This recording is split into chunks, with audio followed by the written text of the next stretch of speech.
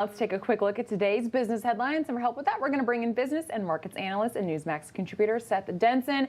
Good morning, Seth. Ooh, we've got a lot to get to, so let's just go ahead and start with the markets, which closed way down yesterday. The Dow losing more than 750 points, NASDAQ more than 350. Now this morning, futures not looking much better, down ahead of the opening bell. So among the factors that led to yesterday's decline, you have retail sales that fell 0.6% in November, much more than the Dow Jones estimate, showing Americans are spending less on things like clothing and food services as they feel the pinch of inflation. So Seth, that was a lot, but what can you add to this, and what are investors watching for today? Yeah, I don't know that there's much to add.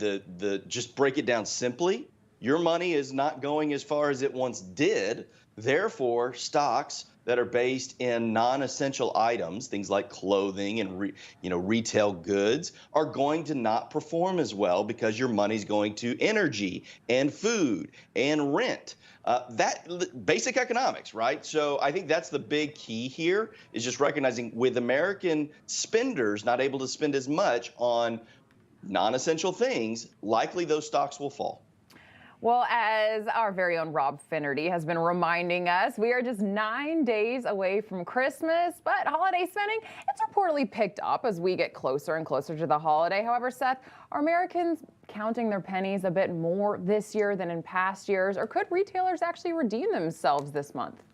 You know, it's interesting because you've got a conflicting story here, right? You've got retail sales showing that they're declining, but then your metrics are showing that Americans are going to spend just a little bit more than they did last year, which is roughly $1,500, just shy of that per American. Now, when you factor in inflation, though, they're actually getting less for those dollars. So those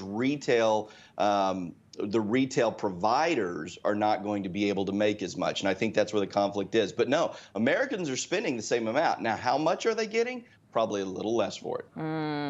Well, you know, we've got to talk a little Elon Musk. Now, he has banned several high-profile journalists from Twitter. This is just the latest in many controversial moves that Musk has made since taking over. So, Seth, how could this maybe impact how investors feel about Twitter?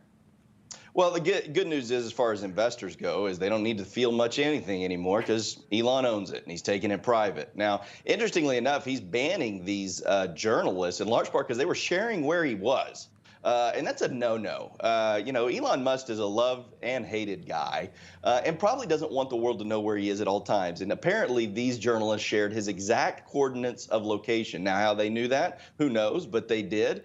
And so he is suspending them. I think there was a poll as to whether to reinstate them now or in 7 days. I think last time I looked, now was ahead. So we'll see if they get reinstated. I love how Elon, though, polls. Hey, that's the new thing. He does that for almost everything. He loves putting out those polls. Let's switch gears completely. So luxury condo prices, they've plunged in one of America's most expensive cities, and it's all due to rising crime. So Seth, what's happening in San Francisco, and is this telling when it comes to other big cities? Yeah, this is a real shame because I love San Francisco. I'm a foodie, Alex. You know it. We talk about that all the time. And there is hardly a better foodie town than San Francisco. But nobody wants to go there anymore. And certainly a lot of people don't want to live there because it's been poorly run. And now homelessness and crime, it's rampant in San Francisco. It was always a problem in San Francisco, but now it's been exacerbated. So home prices downtown, or condo prices, I should say, are down 16.5%. And if you stay in the city but kind of even move outside of the downtown area, they're down 7%. Now, we know the housing market is starting to take a hit, but in these big cities like New York and San Francisco, who historically have kept prices intact, that is a big, big number, Alex. We're heading into the weekend, so we're going to end on a fun one. For the Tim Burton fans, this one's exciting. A fully functional replica Batmobile from Tim Burton's Batman will be up for auction. It contains a very unique engine from a 1960s military drone anti-submarine helicopter. That is the Michael Keaton Batman movie. It is a fantastic one of my favorites. Seth, would you bid on this? I wouldn't bid on it because I wouldn't even get close. This thing originally was for sale for almost $700,000 on eBay. It is going to be on Barrett-Jackson, which is an auction house, in late January with no reserve. So maybe I would throw a bid out there for maybe a couple $100 just to be able to do it, because there is no reserve, but there will probably be a minimum bid. So we'll see how that plays out. Pretty cool item. In some states, you could even drive it on the road, but in other states, and I don't know which states they are, but apparently it's not street legal. Oh, come on. If you get it, you got to drive it. Come on. I know, right? That thing would be pretty cool. It's going to go for a lot of money.